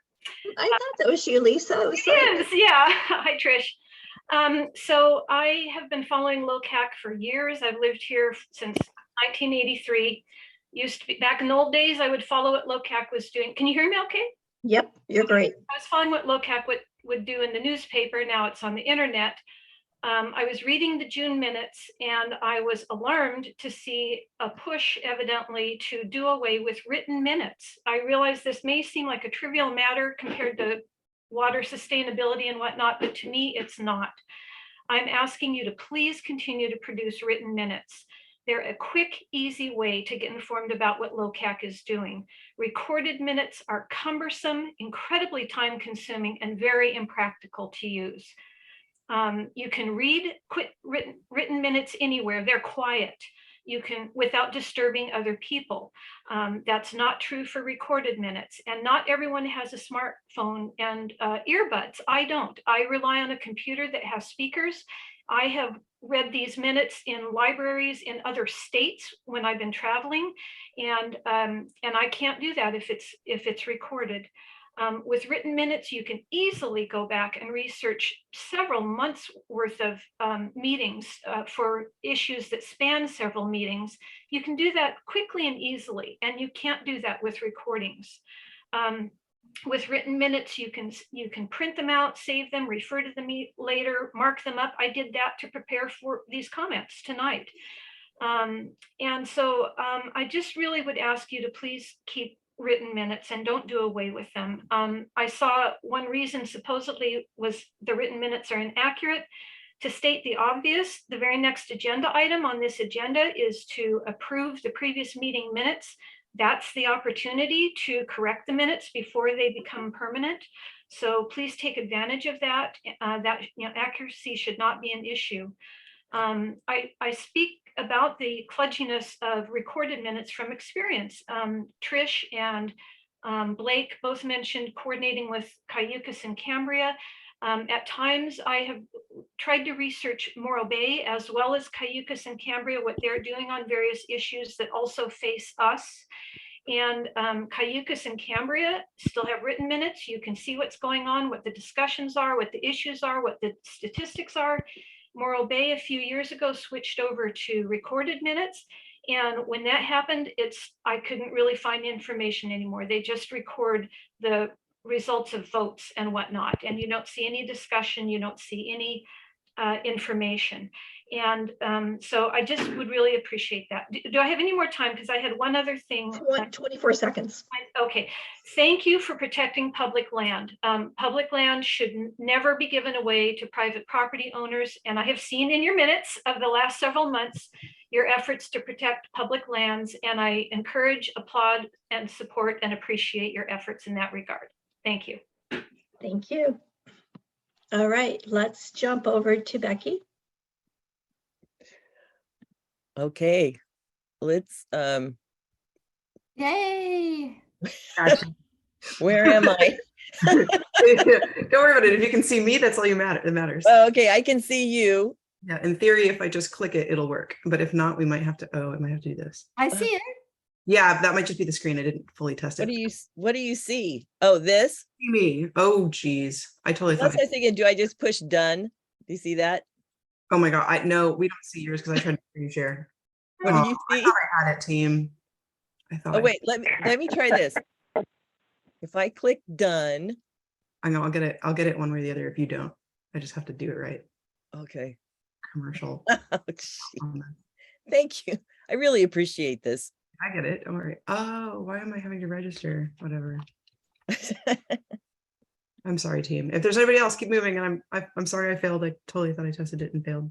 No, this is our last public comment, so we need to move on. There's something wrong with your file. I'm really sorry. It won't let me download it or even convert it now. Okay, well, we tried. Yeah, maybe Next time. Let's do it next time. That's right. Bring And it then- back, Becky. And Bring the it back. next time, just save it to your desktop and then we can do it from there. Oh, well, I thought I did. I mean, I could try it real quick. Okay, we'll give you one more chance and then we Okay, gotta one more move on. chance. Where I want to do it on Hmm. desktop. Save. Let's see if it pops up. I think it did. Let's see. Hey, there it is. Okay, try it now. You have to try it because it's on your desktop. Okay. I give up. Lindy has a question. Okay. Okay, Lindy, you've been asked to unmute. Okay, I wanted to agree with Lisa Wallender's comments about the minutes. It is really important as an archive to be able to go back and see how Locac, where we stood on different items. So I looked at the minutes for last month and they look good to me, at least some description. Basin Management has stopped doing those meetings and they just write that people commented. So then you have to go back and look at 2.5 hours of transcripts. So I urge that we continue the meetings. I'd be willing to help somebody with them in a duplicate effort, but I wanted to comment on the website. I know that we heard good things about it, but I thought the old website was much more usable in so many ways, because maybe it'll just take time to figure it out. But it took me 15 minutes to find those minutes in a place that wasn't logical to my brain. So I don't know if. And Lindy, I'd be happy to sit with you and help you through the new website. It's just, I'm just wondering why we switched to a new style. Is that because, and we can't archive things now, we have to go back and look at them from some other place. So I just was wanting to put my comment that I wish that we still had the old style. Anyway. All right, thank you. Becky, we will try again next time and see what we can do. All right, let's approve the minutes from the June 23rd meeting. Move approval. Second. Okay, who was the second? Patrick. First was Jim. Second, okay, it was Patrick. I'm writing the minutes right now. All in favor, please raise your hand. Wait, we gotta allow for debate first. Okay, do we have debate? Yes. Yes, Tom. There's a section in the minutes, section H, subsection 2, subsection F, that states like regarding like the vote for that particular thing, that not only does the council member who votes against a position violate the bylaws, but we all do when we look the other way. That's I wanted to know if that's like a quote or like a clarification of an interpretation of the bylaws, because if it is like in reference in interpretation of the bylaws, it's wrong, just flat out wrong. And if it's a quote, then that's fine, then I'll approve the minutes. It is something that we are negotiating and we will be working on. I was waiting to us to get the full board, and we will have a discussion on it in our August meeting. A long discussion in our August meeting. I have a question also. If I wasn't here and I just became a member, do I vote on this or not? No, because you weren't here. Okay. Abstain. Any other comments about the minutes? I personally think there's a few changes that need to be made. There's some stuff that is highlighted that shouldn't be highlighted. There's some changes that need to be corrected that I would like to correct. So I will vote no. How many yeses We have Patrick. We have Larry. Patrick, Larry, Jim.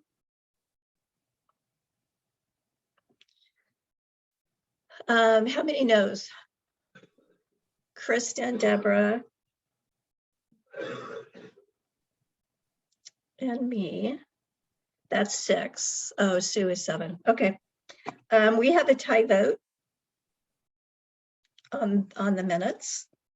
Can we just bring need them to back make some next month? corrections. Those corrections? Yeah, so I will make the corrections and I will check with Kristen and Deborah, make sure that I'm doing it right.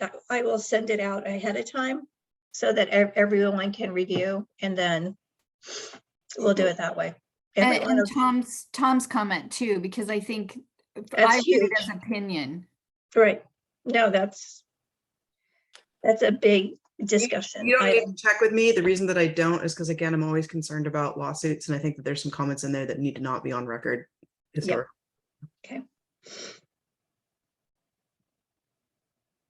Okay. All right. Let's go to committee reports. Treasurer's report. Jim, sorry, I had the wrong name. Just have a budget to be approved. Have they been sent out? No, Trish? I thought you were going over them tonight. Oh, I'm sorry. I hadn't planned to do that, but just real quickly, our income starts with a balance, $1,300. Don't have it in front of me. Do you have it in front of you, Trish? 1387, as I recall. We're proposing that our expenses will be in the neighborhood of 3,000. And so we're looking for a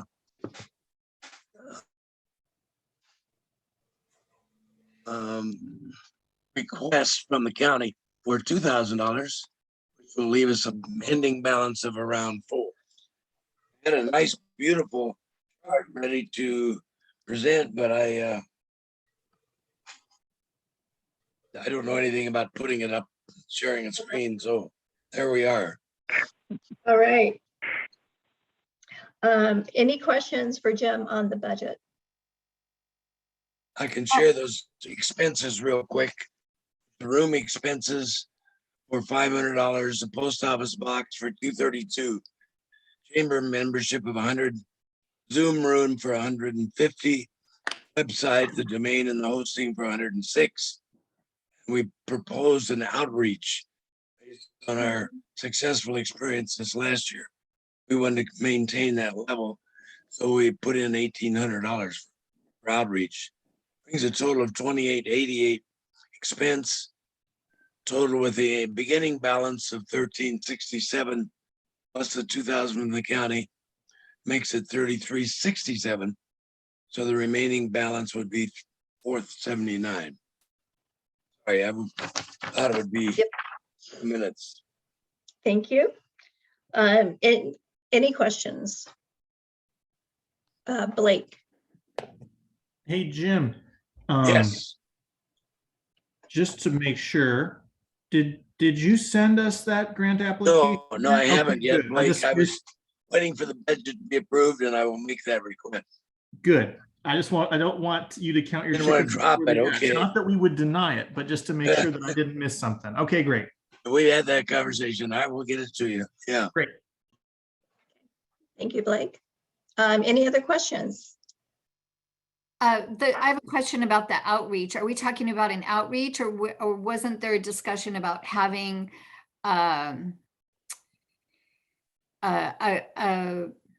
Trish, help me out. Something that what we're talking about is the same outreach event we had this past year, where we had vendors from throughout. We had services. Are we talking about doing another one this year?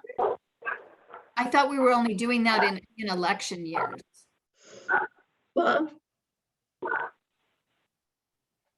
yeah, I think it's up to the committee.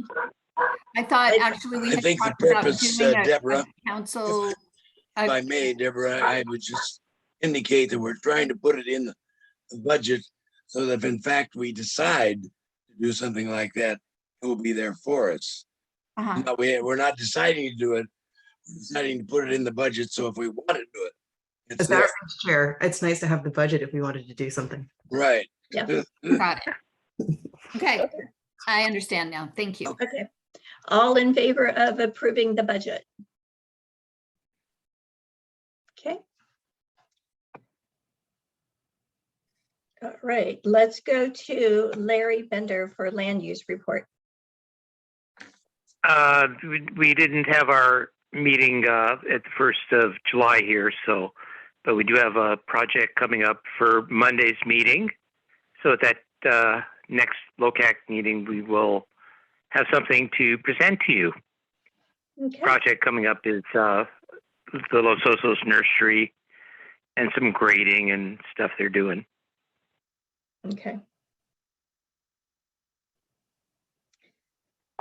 All right, trees and landscaping. I do have John Lind, who said he would like to join that committee. So we have one person right now besides the public, which is great.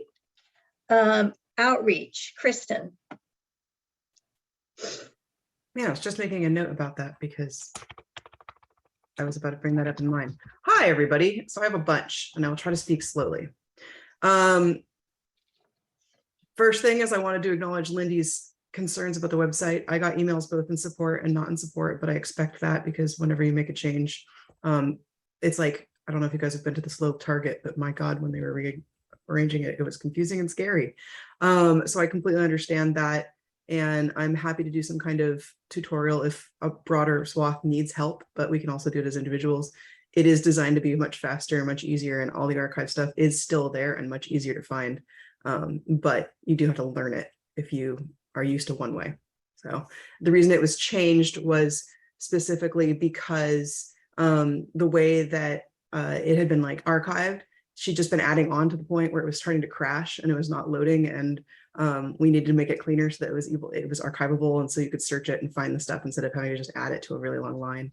It's kind of like in the 90s we did this when we did websites and it worked, but we have a more efficient system. So that's what we wanted to do, is make it real easy to find everything.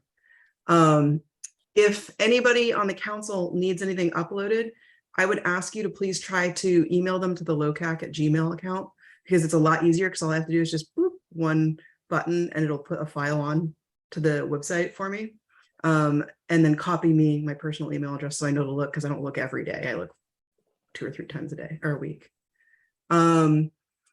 I am slowly uploading all the YouTube files that are on Zoom right now because we've exceeded our limit and I have to delete them all, or else it's going to kill them all. But I can only do 10 a day, so I have to remember to do it, and I have to remember not to close the window.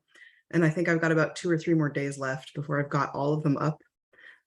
They are hard to determine which meeting it is. So if somebody really wanted to, and they feel like they're going back, I would love somebody to volunteer to help me rename them, because I don't have time to. Ooh, look at, I saw Tom's finger. Whoa, Tom. Tom's gonna rename it. Same thing, Sue felt like the archives weren't named well, so if you want to do that too, great, but I don't care. Someone said something, I didn't mean to talk over you. Was it Larry? Go ahead. Okay. We also have, if you are interested, we are now able to do free email at locac.info email addresses. If you don't want your personal email address used, we can do both forwarders, or you can do one you can log in, because the host that we have now does it free. And then I would do a website tour. Maybe we could put on the agenda next week if there's a request for it. Final thing, when you are making files, I would love it if going forward we had a naming convention. If you look at the way that the SLO County, when they send their files, it's Locac, and then it would be like general agenda, and it would be month and year.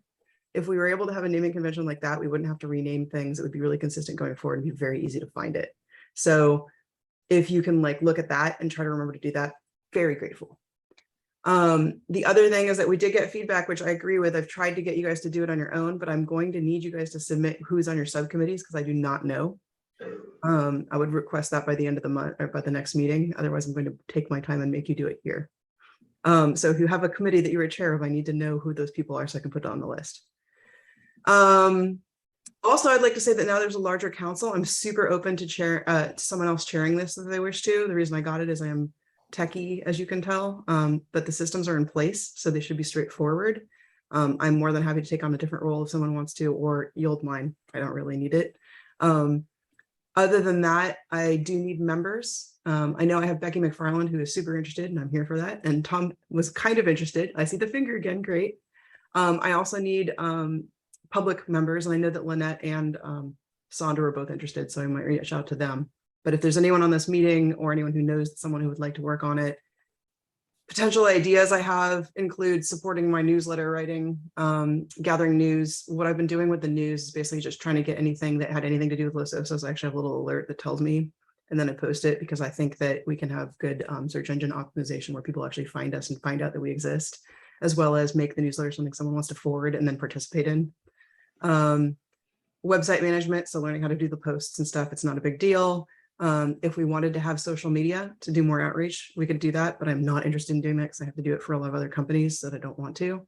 And then as well as if you're just interested in sharing whatever we're doing, someone who's posting on their own. So if you want to be on the list that you're like, when something, we need to tell people something's happening, you would be willing to share. Other things is we could booth at an event like Oktoberfest or Farmers if we wanted to. Let people know we exist in that way. We could even participate in the parade. So there's a lot of cute outreach things. So if anybody's interested in all these random ideas or has more, you can reach out to me. I would love to hear from you. My email address is on the website, and that is my presentation. Great report. Any questions? Okay. Let's move on to Ad Hoc Water Committee. Deborah. Great. Yeah, so a good chunk of my report has already been reported on, thanks to Chuck. Chuck, great job on the CSD reports. I super appreciate your personal take on everything that's going on. There is a lot happening, and the Basin Management Committee meeting happened today instead of last week, so my report is a little bit rough. I usually have more time to actually put together a report. So I'll go through the points that that haven't already been covered. It seems a little bit somehow cruel, and that's my word, that the Sustainable Groundwater Management Improvement grants are not available to us, although our aquifer is listed in critical overdraft, because we are under a stipulated judgment and adjudicated. The Department of Water Resources downgraded us from a high priority to a low priority, and grants are only available if you're a medium or high priority. So we just are out of luck when it comes to applying for some of this grant money that could really benefit infrastructure for the Los Osos aquifer. There is, however, a grant from the Wastewater Resource Control Board. It has to do with water recycling and the CSD. I don't know, Chuck, if you mentioned this, so I'm going to mention it even if you did. They did apply for a $150,000 grant, and that would be used to pay towards the transient model, which I've mentioned to you before. I think we talked about Title 19. That review is progressing. That has to do with the water offset. Currently, we were at 2 to 1. If you wanted to add something, you'd have to find two. You'd have to offset your water use by double. But that is under current review, and we're hoping to get something by the fall, but I'm not really sure if that date is holding now. So that was discussed somewhat today in the meeting. Chuck already talked about the program A-Well and the program C-Well, so I won't review that. There is some money in the budget, about $94,000 of the BMC for modifying some existing wells for monitoring. However, they think that that money would be better spent if we could get some additional funding and install an entirely new monitoring well. We would actually get much better information. So they're hoping that they're successful in getting some funding so that they can go forward with a brand new monitoring well. JPA stands for Joint Powers Agreement. This is a way for the Basin Management Committee to pay for two things: administration of the Basin Management Committee and to pay for infrastructure, operations, and maintenance of the wells and the monitoring wells and so forth.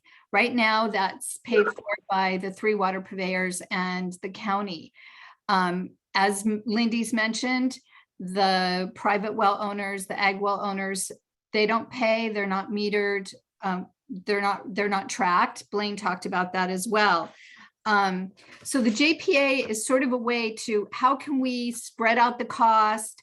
How can we apportion the cost across the board? And of course, we already know that the people down in Baywood who are hooked up to the sewer are already paying for a big chunk of infrastructure.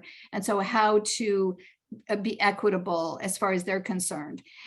The Basin Management Committee has hired a consulting company called CSI Consulting. Today, they presented their first draft of options that might be available to the BMC regarding a joint powers agreement and different ways it could be formulated so that some of this funding would become available. So it's preliminary. There were a lot of options presented. It has to do with taxing people. In most cases, you're going to have to get 2/3 vote from the voters in Los Osos. So that means they're going to have to do outreach. We're going to hear more about this going forward. So I'm not going to get into any details because there's not really, it's just a lot of information and we don't need to, we don't really know what direction they're going to go in yet. I hope that's sufficient for you. If it's not, I'll dig into it more. The spring, so we get 2 reports a year in the fall and in the spring is my understanding. They do have the spring report. I am going to bring it up. It was already mentioned. Lindy mentioned it. If I can find it. Well, maybe I've lost it. Oh, okay. Well, I guess I'm not going to show it to you. But yes, the trending lines look like they're going in the right direction, but honestly, there's a lot of up and down, and the differences between the up and the down are so minimal that it's almost like it's standing still. That's at least how Dan Heimel described it. He goes, you know, I just feel like it's a stable chlorine number. The trend lines that we're talking about, which I'm not able to show you because my slide's not coming up, is based on an aggregate of all the wells. And it was pointed out that some of the individual wells don't show that same sort of positive trend, that they actually show more chloride than the last report. So, you know, this is as Chuck said, there's just a lot that has to be considered, and Blaine, I think, mentioned that too, as far as trying to understand where the aquifer is going and how to read this. And I think that's one of the reasons they really are pressing for this transient model, because, oh, thank you, there it is. Okay, so Lindy talked about these dotted lines. Okay, these are the, you know, what they project out into the future. And then you'll see here the up and down. Can you see my cursor? Yep. Okay, so here's the up and down. So this is what we're talking about. You know, it looks a little better, it looks a little worse, a little better. It's really not hardly moving in actuality. The differences there are minimal. This line here is the water level, and so it is trending up. So so there you go. That's the one and only slide I was going to present, and I appreciate Kristen. Kristen, I don't know what we would do without you. We would be blind. So that's basically my report. I'm happy to answer questions as much as possible. Any questions for Deborah? This is Chuck. Deborah, I don't have a question, but a couple of comments. Thank you for adding on to the things from the BMC today. It was a lengthy meeting and there was a lot covered. One of the 3 things that I want to address. And one of them that you talked about was the complexity of this basin, how it looks like chloride levels overall are trending well, but we've got trouble at the Pasadena monitoring well that we hadn't seen before. So every report is different, and we need to stay tuned to that. Another thing is, and that gets back to the original timeline in the BMC, and Becky McFarland pointed this out today. Thank you, with a wonderful little demonstration. The trend is good, but it's just a kind of a little minimal compared to where we need to be. Adding teaspoons to cups of water that we needed, I think, was the demonstration. So patience is what we need most of all.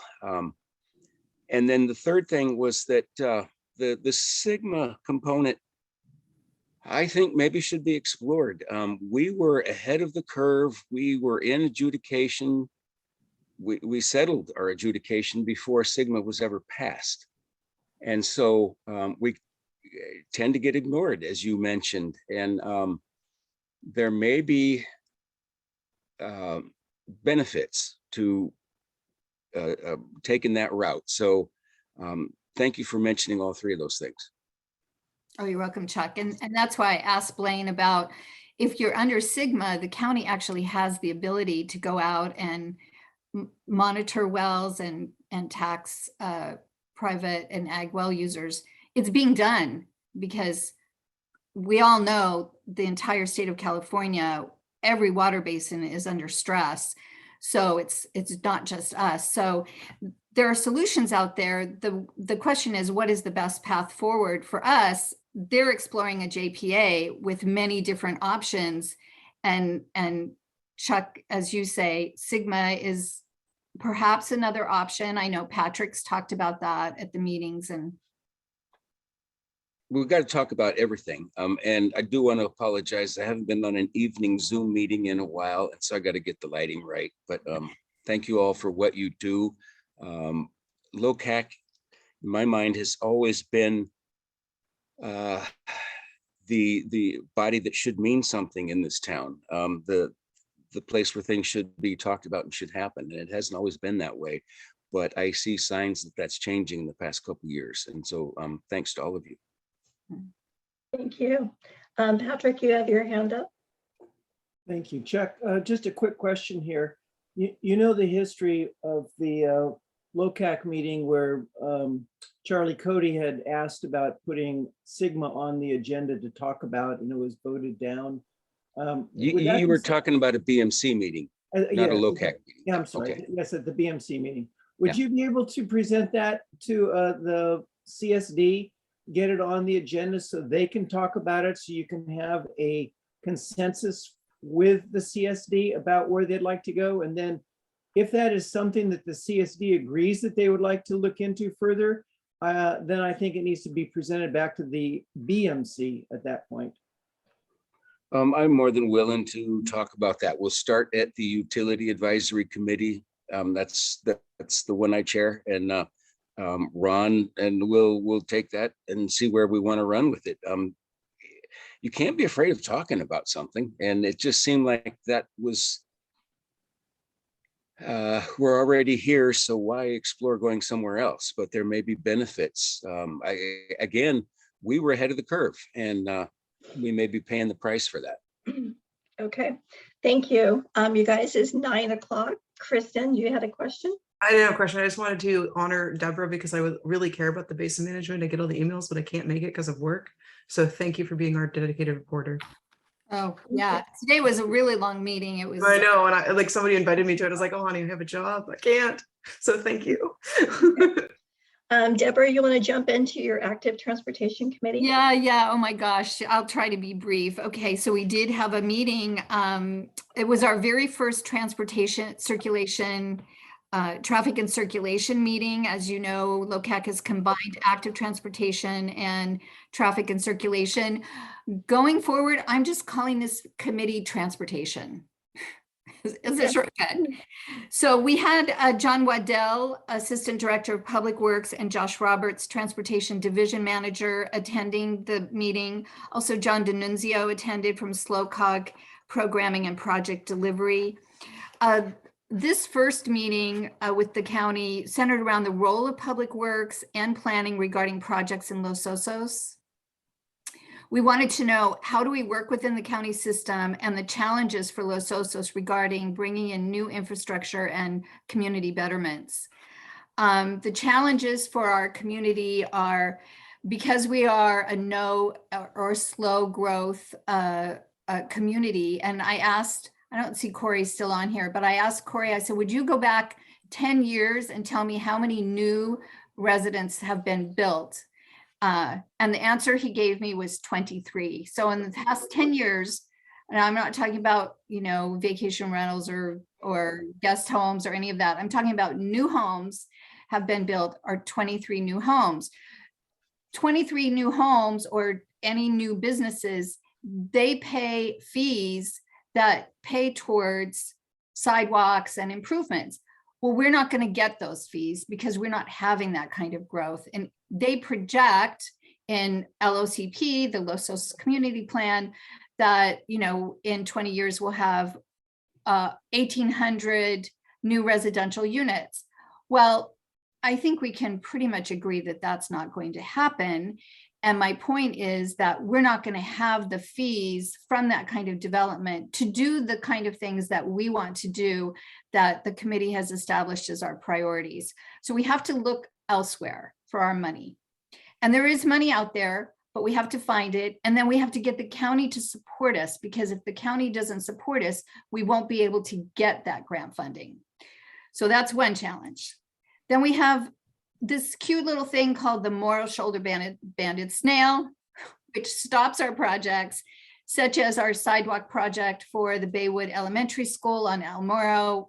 That was totally funded project for one block. It got stopped in its tracks. So until the HCP, the Habitat Conservation Plan, is approved by it's Fish and Game, I think, we're always going to struggle with that as an issue when it comes towards projects. However, I am optimistic, and I think that that is going to happen hopefully this year. And so we will perhaps get that challenge eliminated. There's a lack of coordinated planning for active transportation in Los Osos. The community plan talks about some things. The bikeways plan for the county talks about other things, and the Parks and Rec Trails plan talks about other things. But there's no consistency among those organizations, and we need to have a consistent story so that we can go out and get the funding, get the plans, get the development, and implement. We need community support. Nothing can happen without community support, because that's what these agencies that fund, that present grants are looking for. There is a study for the Los Osos Valley Road. It's a corridor study that the county is going to do. It has been funded, I've been told, by Locac. And one of the things my committee is pushing for is that it includes specific things for Los Osos. So the study goes from Foothill all the way to Pecho. They could very easily just concentrate on Foothill and some of the things that have to do with between Los Osos and SLO, and not really give us anything for our local community. And so we're not going to accept that. We want something for the local community. We want a bike and pedestrian pathway on Los Osos Valley Road. They keep telling us no, that we can't have it. We're not taking no for an answer.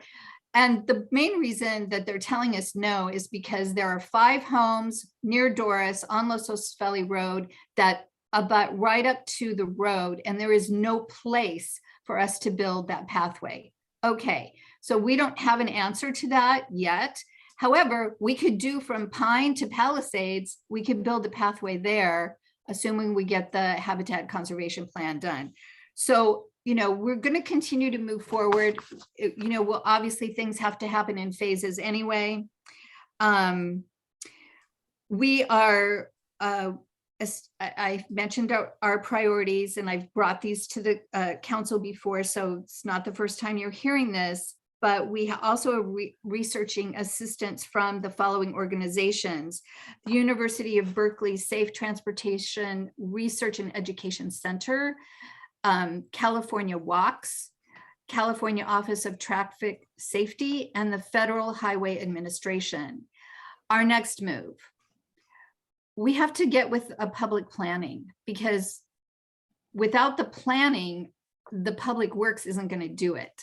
So I've contacted Corey, and I've also asked for Carrie Brown to be involved, because she was involved with the creation of the Los Osos Community Plan. She understands the plan. Hopefully she will be able to join us. We're going to start a conversation with them about how can we coordinate and put into the Los Osos plan either an addendum or integrated into the existing plan, these improvements, that we want. Because then when they're in the plan, they can go into the public works as capital improvement projects, because they can't get to capital improvement projects unless they already exist somewhere else. I hope that made sense to you guys. And any questions, Patrick? Yeah, Deborah, we pay a lot of property tax here in Los Osos, and maybe Blake could find out what happens with all of our property tax. I think it probably goes into the general fund, but how much does Los Osos get back on that? It seems like there'd be a lot of money available for some of the projects that you're talking about. Good question.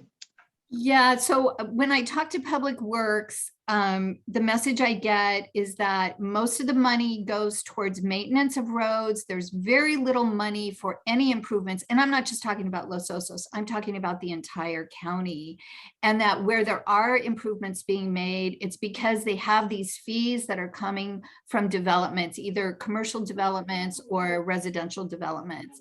And so, that's just not available to us, as I've already explained.